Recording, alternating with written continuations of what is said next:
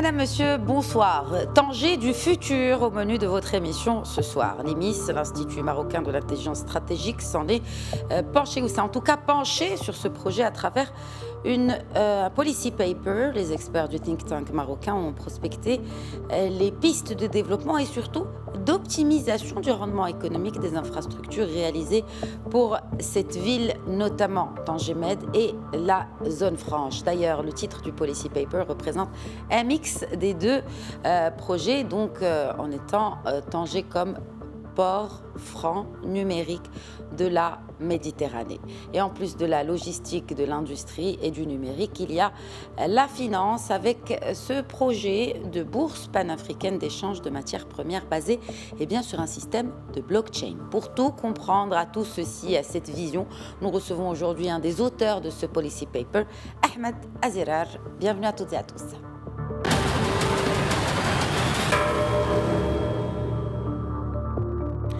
J'ai donc le plaisir à présent d'accueillir depuis Casablanca le directeur de la recherche au sein de l'Institut marocain d'intelligence stratégique.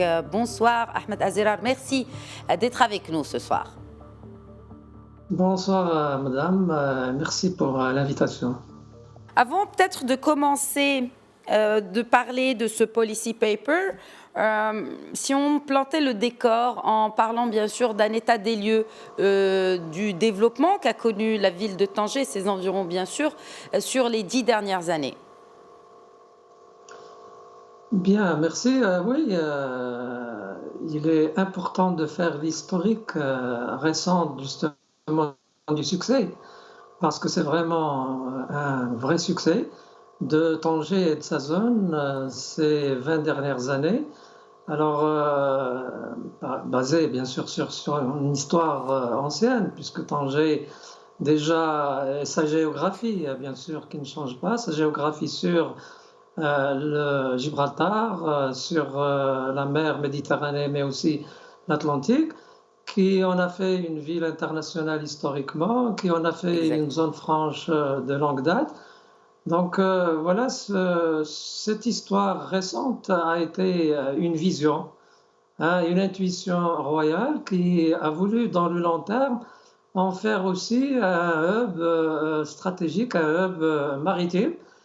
Et ce fut le cas à un moment où beaucoup ne misaient pas $1 sur le succès justement de ce hub et de ce port gigantesque aujourd'hui. C'est un succès puisque naturellement ce port a été décidé à un moment, je le disais bien sûr, assez quand même osé, et également son extension aussi, donc également son extension et la création du deuxième port en 2008. Rappelez-vous, 2008, nous sommes en pleine crise mondiale et pourtant on a décidé la création de ce deuxième port pour justement donner le potentiel aujourd'hui gigantesque qui est celui du port Tanger-Med.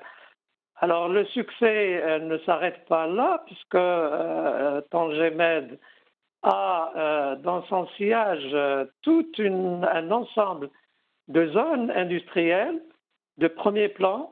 L'automobile, bien sûr, qui est très connue aujourd'hui, nous sommes à 1 million, nous sommes premiers aujourd'hui avec ce secteur exportateur de la balance des paiements marocaine. Nous sommes aussi avec cette zone justement industrielle automobile, avec l'électronique aussi, avec les énergies renouvelables, Siemens, avec aussi un ensemble textile. Donc tout ça qui fait que de cette zone, donc une zone de premier plan, aussi bien logistique, bien sûr avec le port, mais aussi industrielle, avec un potentiel qui fait de la zone de Tanger, et avec aujourd'hui son irradiation sur Kenitra, puisque Kenitra aussi a repris avec PSA donc pour être également une région de production automobile et technique également.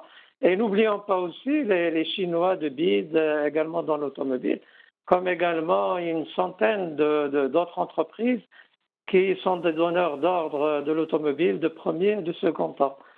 Alors voilà, donc c'est véritablement une success story qui est aujourd'hui en train de s'écrire avec ces trois pôles, donc ce pôle autour du pôle Tangemet, avec son industrie, avec son potentiel également informationnel et logistique. Donc, on fait naturellement une zone d'équilibre qui fait du pays maintenant un pays équilibré, Très bien. puisque le Nord est en train de connaître ce qu'il est en train de connaître, pour contrebalancer et compléter Casablanca, qui historiquement aussi s'est faite autour du port de Casablanca, mais également le Sud qui est en train de se faire autour non seulement de Marrakech et son tourisme, mais également Agadir et son port, mais bientôt Dakhla et Laayoune avec les ports également du Sud. Donc, un équilibre d'infrastructures et de maillage portuaire et logistique. Vous avez parlé donc de cette histoire qui est en train de s'écrire et parlons justement du futur. Et d'ailleurs, c'est le titre de ce policy paper de l'IMIS, de l'Institut marocain d'intelligence stratégique, dont vous êtes co-auteur, n'est-ce pas, de ce policy paper intitulé Tanger, futur port franc numérique de la Méditerranée, point d'interrogation. Alors justement, port franc, donc en référence au port Tangemed, à toutes ces infrastructures que vous venez de citer. Mais parlons d'abord des motivations. Pourquoi Tanger? Pourquoi ce policy paper? Et quelle en a été la méthodologie? Quelle a été la méthodologie de son élaboration? Bien, nous sommes à l'Institut, donc c'est l'Institut marocain d'intelligence stratégique, l'IMIS. Son président Abdel Kalaoui donc a vu juste. Alors, il s'agit aujourd'hui d'étudier en prospective, bien sûr, nous sommes un centre de stratégie, et donc de voir le futur, comment pourrait évoluer, bien sûr, une success story qui a ses forces, mais qui a aussi des défis à relever. Absolument. Donc, c'est pourquoi il fallait naturellement élaborer une méthodologie. C'est un travail d'équipe, naturellement. Alors, c'est toute une équipe d'experts de l'IMIS qui ont participé à sa réalisation, basée sur un point de départ. SWOT, donc analyse force, faiblesse, opportunité, menace, donc qui se profile face à Tanger et Med, et basée aussi sur une analyse benchmarking. Il fallait naturellement voir le positionnement des acteurs actuels et futurs dans le domaine du maritime, en particulier dans le conteneurisé. Et Dieu sait combien il y a une mutation aujourd'hui, surtout à la faveur du Covid, donc qui fait bouger beaucoup de choses. L'équipe aussi a essayé d'analyser les perspectives des flux commerciaux donc, qui sont en train d'évoluer et également d'essayer de voir comment la zone peut profiter du nouveau croisement qui est en train de se faire de l'Europe vers l'Afrique, puisque, vous le savez, l'Europe est également en train, comme nous, en train d'essayer de profiter du redéploiement des chaînes de valeur mondiale que le coronavirus est en train de chambouler. Donc c'est une véritablement opportunité aujourd'hui, mais c'est également une nécessité stratégique pour éventuellement éviter toute crise face à qui se profilerait devant nous, surtout.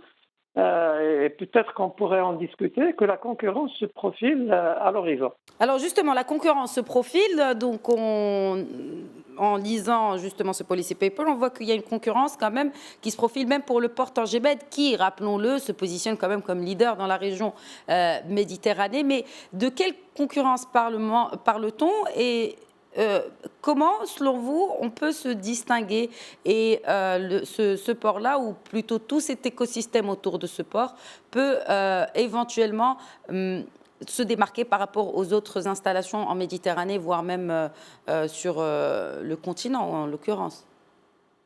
Bien sûr, vous dites vrai, puisque effectivement, il faut se rappeler les points forts de Tangemed. Tangemed, aujourd'hui, vous l'avez bien dit, est le premier port africain de transbordement de conteneurs. Le premier port méditerranéen, c'est le premier port aussi de traitement automobile. C'est un port qui est lié à 180 ports mondiaux.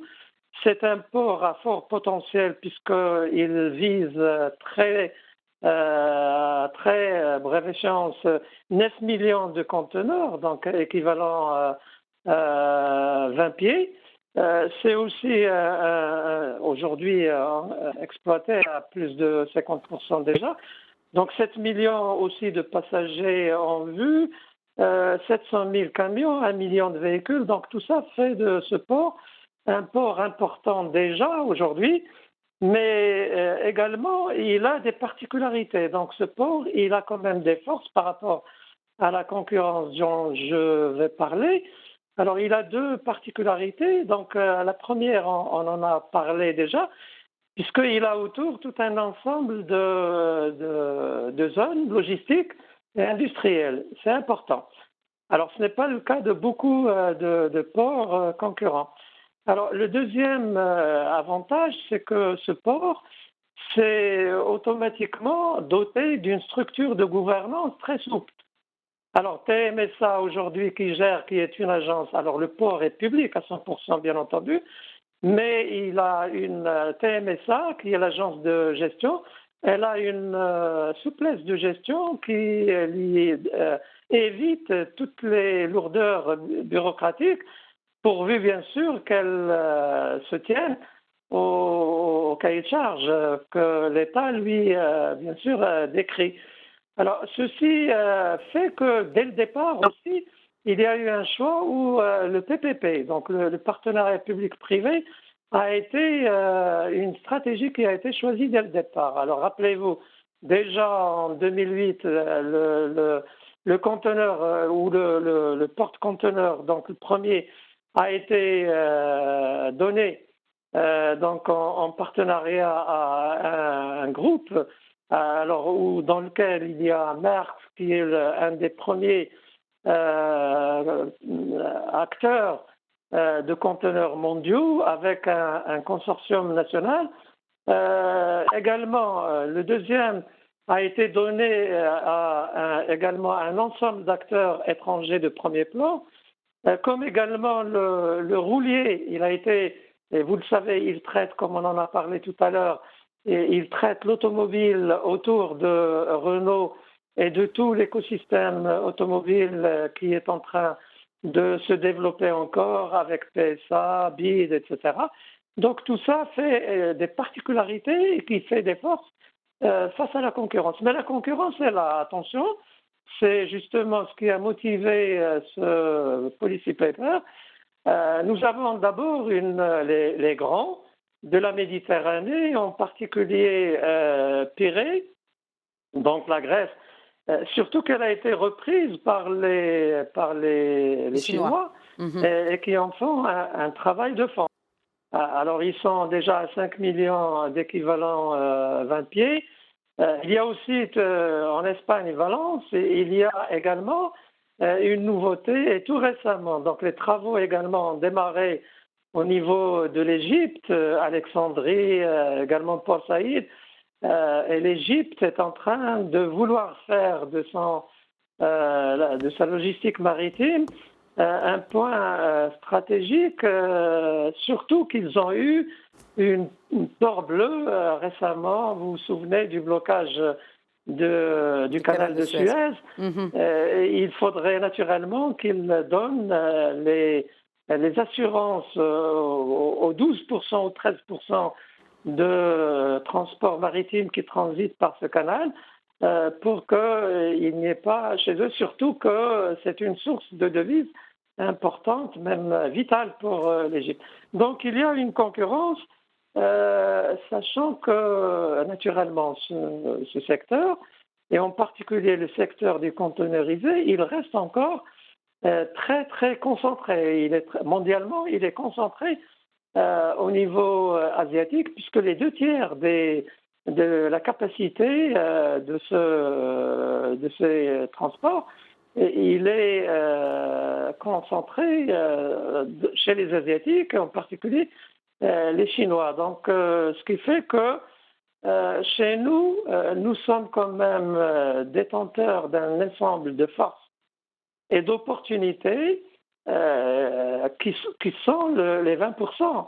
Les 20% de transport ou de flux maritimes qui transitent par Gibraltar. Et nous devons naturellement faire en sorte que nous puissions maintenir ce que nous traitons aujourd'hui, mieux de l'augmenter de manière exponentielle. Et c'est ce qui a motivé justement ce policy paper. Très bien. Est-ce que vous citez aussi, justement, il y a des prérequis aussi pour opérer, parce que on parle aujourd'hui d'une stratégie disruptive. Vous avez évoqué les chaînes de valeur mondiales, le repositionnement mondial, n'est-ce pas, de ces chaînes de valeur, et puis cette opportunité pour le Maroc. Mais juste pour qu'on passe à l'autre volet, on a parlé de logistique, bien sûr, à travers le port. Quels sont aussi les autres prérequis, notamment en numérique, n'est-ce pas, et aussi ce que vous appelez d'ailleurs dans le policy paper des infrastructures immatérielles, en gros, la matière grise. Oui, c'est le point central justement de ce policy paper, alors qui insiste sur le fait que nous devons passer à une étape supérieure. Donc c'est une stratégie disruptive que nous préconisons, alors qui consiste à consolider l'existant, donc l'industriel, la logistique matérielle existante, par un pôle numérique à développer. Et ce pôle numérique, excusez-moi, donc doit être aussi consolidé par un pôle financier de nouvelle génération qui va devoir être construit localement au niveau de la région, mais au niveau également du Maroc dans sa globalité. Alors autour d'une bourse justement, une bourse panafricaine d'échange, alors de matières premières qui peut être créée au niveau Maroc, donc au niveau de Tanger, mais avec un arrière-pays portuaire également qui est en développement de manière extraordinaire, c'est Nador. Donc c'est pourquoi nous l'avons appelé Tanger Nador Commodity Exchange. Donc c'est une bourse d'échange de matières premières qui va être adossée à des matières premières que nous avons localement. Donc la première qu'on connaît tous, c'est les phosphates et les dérivés. C'est l'agro-industriel, c'est la pêche, mais également qui doit être adossé aussi à toute la matière première de l'Afrique de l'Ouest, donc et de l'Afrique en général, à laquelle le port Tangemed est lié. Et donc ce sera justement ce prérequis important qui doit être bien sûr assuré moyennant des contrats. Alors c'est des contrats traditionnels de matière, mais également des contrats nouvelle génération, donc des matières premières qui devront être scellées de manière numérique, justement d'où le bloc de la chaîne de blocs, la blockchain qui pourrait faciliter et développer de manière exponentielle justement ces relations et ces échanges. Alors donc, vous voyez, c'est un triptyque, le matériel logistique industriel, mais également le logistique technologique numérique, donc basé sur ces cryptoactifs, donc et les bitcoins qui peuvent être développés. Mais donc est-ce qu'il faudrait aussi que sur le cadre juridique et législatif au Maroc, on ait une loi qui encadre les transactions à travers les blockchains? Oui, exactement. Donc, vous dites bien, et justement, donc c'est un prérequis important. Alors, il faut naturellement que notre réglementation évolue. Alors, nous croyons savoir naturellement que Banque al-Maghrib est en train de réfléchir à ce niveau. Elle a même créé un groupe de réflexion à ce niveau. Et donc, nous attendons à une évolution naturellement dans ce sens pour bien sûr nous accrocher à ce qui se fait au niveau mondial, puisque vous le savez, donc les bitcoins sont en train de faire aujourd'hui une avancée assez spectaculaire. Il y a aussi des GAFAM qui se sont mis dessus. Donc il faudrait naturellement que le Maroc ne puisse pas prendre du retard. Il faudrait aussi que l'on puisse, sur le plan numérique aussi, que l'on puisse avancer, en particulier au niveau de la signature électronique, qu'on puisse bien sûr être performant aussi. Donc il y a ce prérequis. Mais il y a aussi le prérequis tout simplement de notre connaissance, de notre savoir. Il faudrait que nos universités soient régionalement, qui existent déjà dans le Nord, mais également au niveau Maroc dans sa globalité.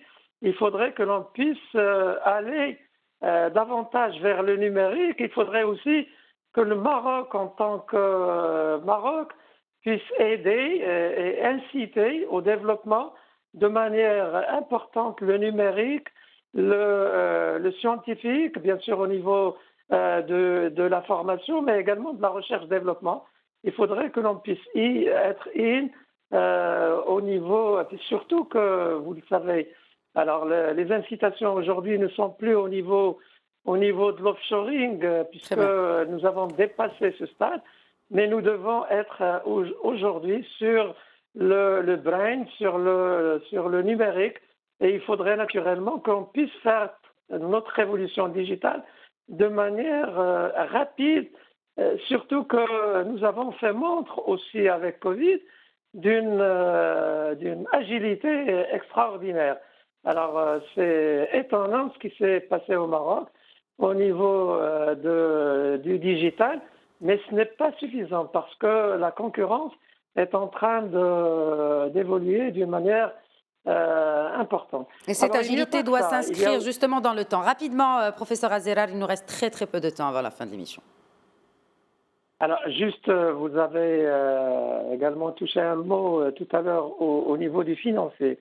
Alors, le financier, justement, il doit, pour construire justement cette bourse régionale, marocaine, africaine, méditerranéenne et mondiale, du genre Chicago et toutes les bourses de matières premières. Il faudrait que notre système financier, bien sûr, puisse évoluer. Il faudrait que l'on puisse créer naturellement une capacité au niveau des swaps, au niveau naturellement des marchés à terme.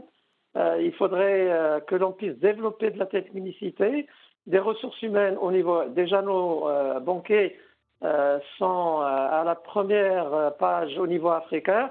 Il faut maintenant qu'ils passent à la première page mondiale au niveau justement du traitement des nouvelles modalités de paiement des marchés à terme. Et là, nous devons développer naturellement une connaissance et des ressources humaines. Professeur Ahmed Azzerar, merci beaucoup. Merci pour l'ensemble de vos éclairages. Je rappelle que vous êtes directeur de la recherche au sein de l'Institut marocain d'intelligence stratégique, également co-auteur de ces policy papers, Tanger comme port franc numérique de la Méditerranée. En tout cas, interrogation par rapport à cela et une étude fort intéressante à suivre. Merci beaucoup, professeur Azzerar. Merci à vous, madame. Voilà, c'est la fin de Question Écho. Très bonne soirée à toutes et à tous.